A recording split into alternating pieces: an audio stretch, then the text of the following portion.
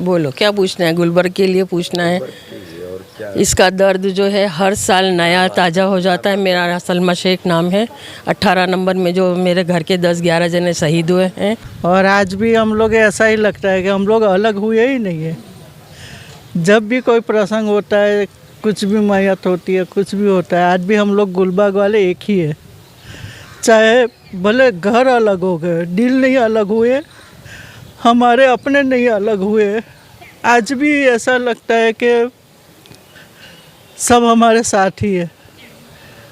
68 जन की डेथ हो गई थी, पर पता नहीं, आज भी मुझे लगता है कि हमारे आसपास ही है सब लोग। परजनिया पिक्चर ये राहुल जी ने बनाई थी, राहुल ढोलकिया ने।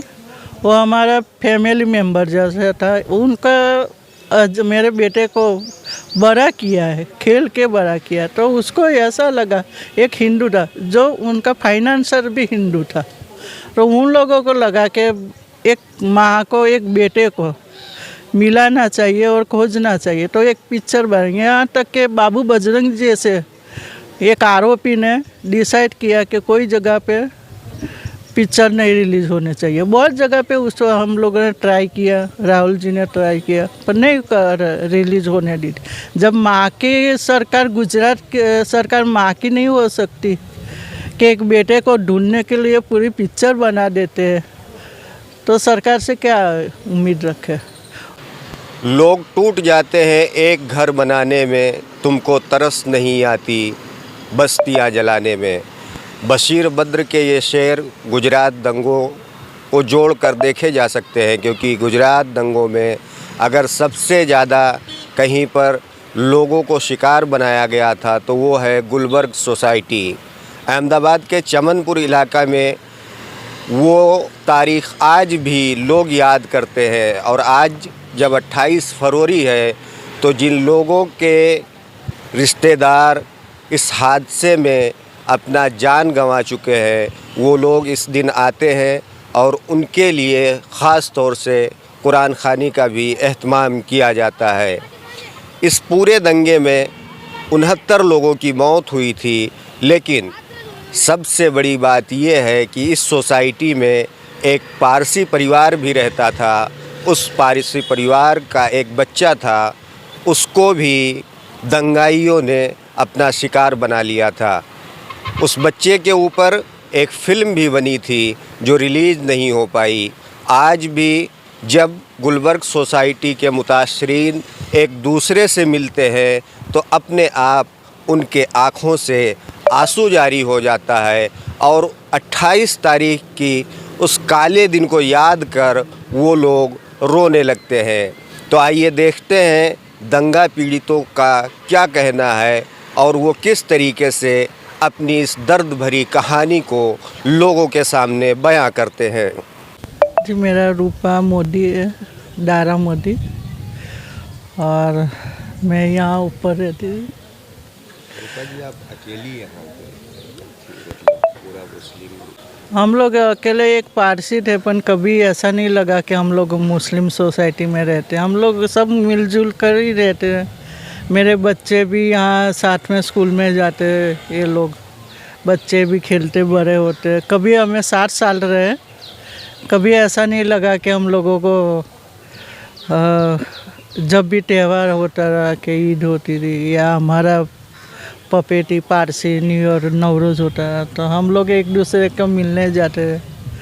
और आज भी हम लोग ऐसा ही लगता है कि हम लोग अलग हुए ही नहीं है। जब भी कोई प्रसंग होता है, कुछ भी मैयत होती है, कुछ भी होता है, आज भी हम लोग गुलबर्ग वाले एक ही है। चाहे भले घर अलग हो गए, दिल नहीं अलग हुए, हमारे अपने नहीं अलग हुए, आज भी ऐसा लगता है कि सब हमारे साथ ही है। 68 जन की डेथ हो गई थी, पर पता नहीं, आज भी मुझे लगता है कि हमारे आसपास ही है सब लोग। आपके घर से कितने लोगों को प्रभाव पड़ा था? इसमें मेरा एक बेटा था अर्जर, और 13 साल का था, उस वक्त भी हम लोगों को बहुत तकलीफ हुई थी। मुझे यहाँ टीचीस आए थे, पत्थर लगाया था, पीछे से जलाया, सब मुँह जलाया था, और वो भी कोई भी नहीं। ये राजेश जिंजर जो पुलिस वाला है, ये बाजू में है, उसने भी पूरा सपोर्ट किया था और ये पत्थर मारा था। और लॉस में तो मेरा अकेला बेटा नहीं था, बहुत सारे ये सोसाइटी के मेरे ही अपने थे। तो उस वक्त कैसे हालात थे, मतलब पूरा वो बताइए कि दंगाइयों ने किस तरीके से आप लोगों का घिराव किया, फिर पथराव हुई, आगजनी हुई? उस वक्त तो 28 तारीख को तो वैसे 27 तारीख को ही पता चल गया था कि कुछ होने वाला है। जाफरी साहब ने बहुत सारी मेहनत करी। 5 बजे 27 तारीख को जब पहली बार रिक्शा जलाई मेघानी नगर में, स्कूल रिक्शा, उसमें बच्चे मुस्लिम था। बाद में भी पता चला था कि ये कुछ होगा। जाफरी साहब ने बहुत सारा प्रोटेक्शन, हर बार वैसे दिवाली होती है, कोई भी त्यौहार होता है तो 4-5 पुलिस वाहन वो खड़ी रहती है। इसकी वजह से हम लोगों को पूरा भरोसा था कि ये बार कुछ भी नहीं होगा, पर नहीं हुआ। चारों बाजू से सोसाइटी में घेर लिया, ये दीवारें तोड़ दी, गैस के बाटले सिलेंडर लेके आए थे, तलवार ने, पेट्रोल, जो भी कुछ उनके हाथ में थे सबको मार रहे थे, काट रहे थे। हम लोग भी बचने की बहुत सारी कोशिश की। मैं जाफरी साहब के घर में थी और 11 बजे से शुरू हुआ था ये दंगे, तो 3:30-4 बजे तक तो कोई पुलिस आई नहीं। बहुत सारी सपोर्ट किया। कमिश्नर से मैंने बात की, मेरा जेठ वहाँ कमिश्नर ऑफिस के पास था, अंदर बैठे हुए थे, उसने बात भी कराई। जाफरी साहब का वहाँ फ़ोन आया कि आप कितने बजे हो, तो मैंने बोला हम 3 जन हैं। फिर वैसे भी बहुत सारे औरतों ने सबको काटे हुए, ये सब बेहोश होकर गिरी हुई थी। उन लोगों को मैंने बोला साइड सीटर लेडीज़ है और बच्चे हैं, उनको बचा लो। कमिश्नर साहब ने एड्रेस पूछा, जैसे जाफरी साहब का मैंने नाम लिया कि हम लोग जाफरी साहब के घर में हैं, वैसे कमिश्नर ने फ़ोन काट दिया और बोले कि ठीक है हम लोग कोशिश करते हैं। फिर कोई कोशिश नहीं आई, कोई फायर ब्रिगेड नहीं आया।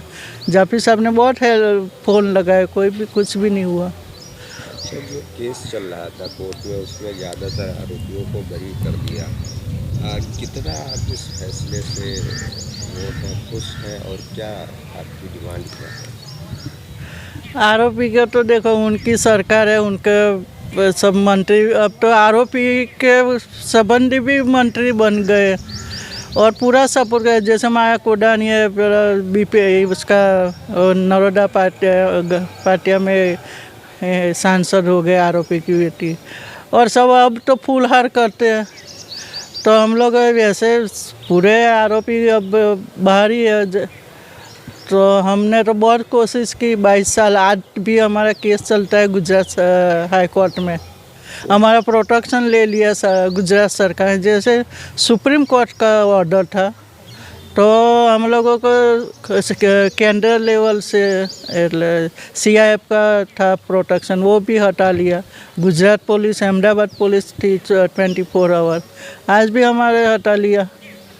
क्या मांग क्या है आपकी कोर्ट से या सरकार से? सरकार से तो यही कहना है कि हम लोगों को जो आज भी हम लोगों को डर है, जैसे कोई भी एरिया में अलग जाते हैं तो हम लोगों को होता है कि अकेले जाते हैं तो लगता है कोई पीछा करेगा। हम लोग यहाँ भी आते हैं तो डर लगता है।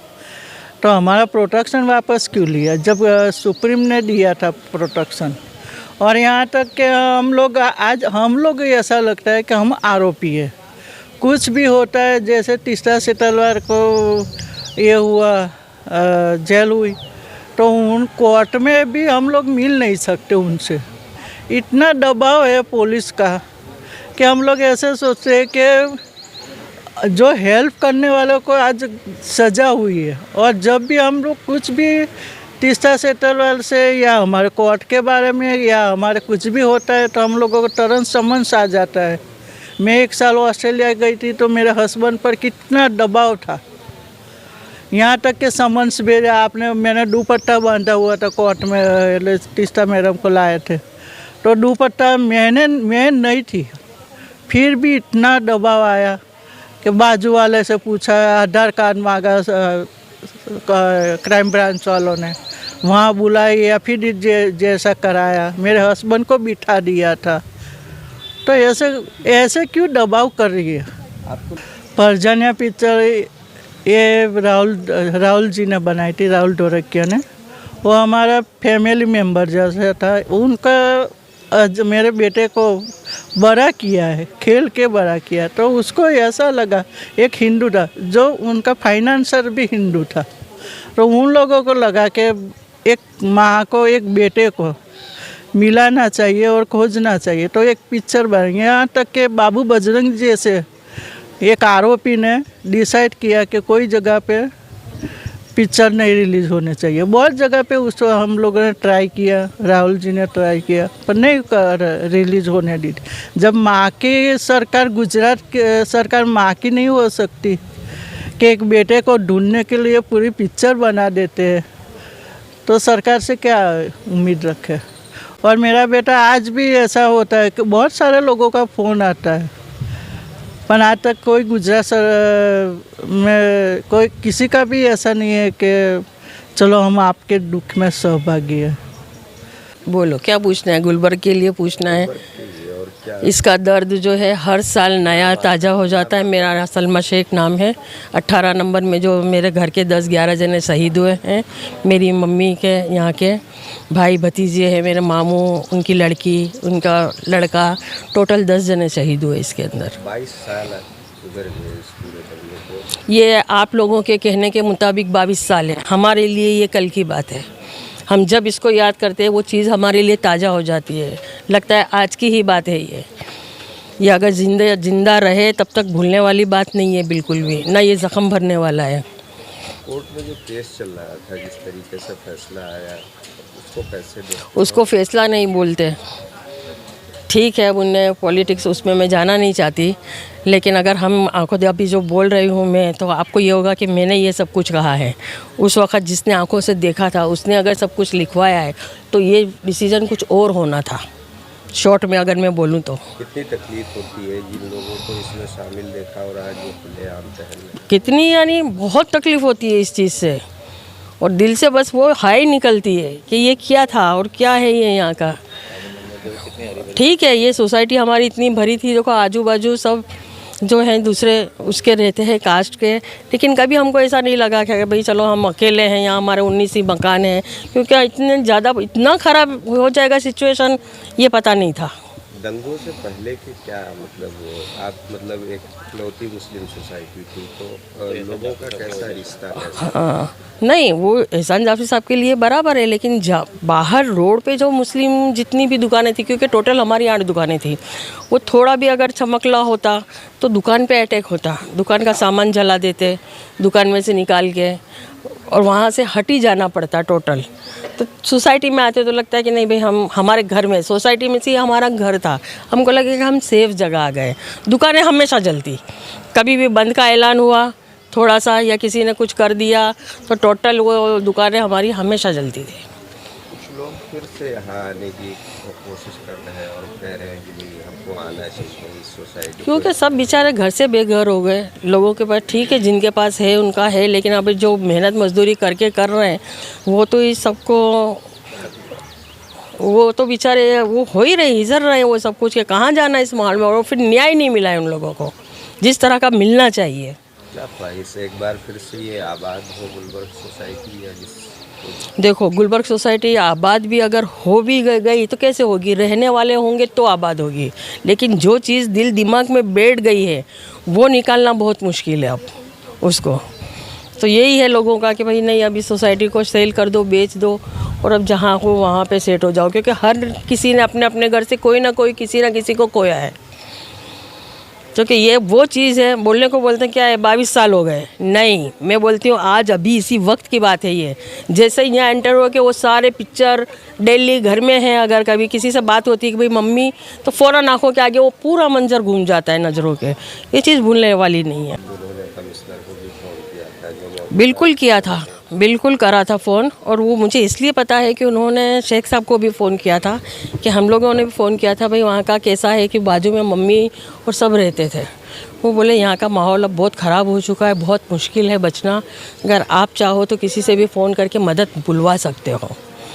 तो हम लोगों ने भी फ़ोन किए और पुलिस शायद आई भी यहाँ पे, पर वो बोले आप अकेले चलो। वो बोले नहीं, मैं अकेला तो नहीं आऊँगा, मेरे साथ में इतने सारे मेरे घर में भरे हुए हैं जो मेरे भरोसे टिके हुए हैं, मैं छोड़ के नहीं आ सकता। तो वो नहीं गए अकेले।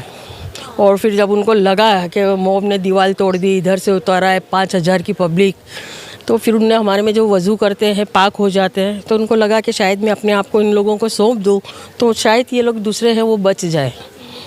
तो फिर वो वज़ू करके मेरे मामू को बोले सैयद आप पीछे से निकलो, अजान दे के मैं वज़ू करके यहाँ आगे से निकलता हूँ। उन्होंने सर पे बांधा, मेरी मम्मी ने देखा कि हाँ ये जा रहे हैं, इस तरह रोकने की कोशिश की, बोले नहीं मैं चला जाऊँगा अकेला तो आप सब बच जाओगे, पर ऐसा नहीं हुआ। उनके निकलते ही उनके ऊपर सब ने हमला कर दिया। और फिर जो घर में लोग जो मतलब आश्रय देते हैं, सिलेंडर डाल दिए ना उसके अंदर, बड़े बड़े सिलेंडर डाल दिए थे उनको, फिर केमिकल थे वो लोगों का, तैयारी इस टाइप की थी कि कोई बचने ना पाए। टांकियों के नल तोड़ दिए थे, टांकी खाली कर दी थी, पानी से भी तुम थोड़ा बहुत कर सकते हो, वो भी उनका वो था कि उन्होंने। और अगर जहाँ पे केमिकल, तो आप दीवारें देख सकते हो कहीं की भी कि ये इस तरह तो खाली जलने से या बाहर से नहीं, वो केमिकल ही ऐसा था कि डालो तो वो पूरा उसका खुर्दा उड़ जाए, इस तरह का था। जितने भी फैसले हम लोग के हुए हैं उसमें एक चीज़ मानने से इनकार कर रही है कि ये साजिश के तहत किया गया था। क्या आपको लगता है कि देखो हर किसी को ये चीज़ मालूम पड़ती है, जितने भी थे कोर्ट को भी मालूम पड़ती है, ये मेरे बोलने से तो कुछ होने वाला नहीं है। हकीकत है कि वो सबको पता है कि ये किस ढंग से हुआ, और एक साथ में एक इंसान एक साथ में 10 जगह नहीं पहुंच सकता, लेकिन एक साथ में 50 जगह पूरे अहमदाबाद में पहुंचना तो समझदार के लिए इशारा काफ़ी है कि किस ढंग से रहा होगा। जो एक टाइम एक वक्त के अंदर तुम पूरे अहमदाबाद के अंदर एक साथ में हुआ, वो आप समझ सकते हो, समझदार हो। मुतासरीन जिनका साफ तौर से कहना था कि जिस तरीके से इन्हें इंसाफ मिला है, कहीं ना कहीं उससे इन्हें मायूसी ही हाथ लगी है। किसी शायर ने क्या खूब कहा है, कातिल ही मुहाफिज है, कातिल ही सिपाही, शीशे की अदालत में पत्थर की गवाही।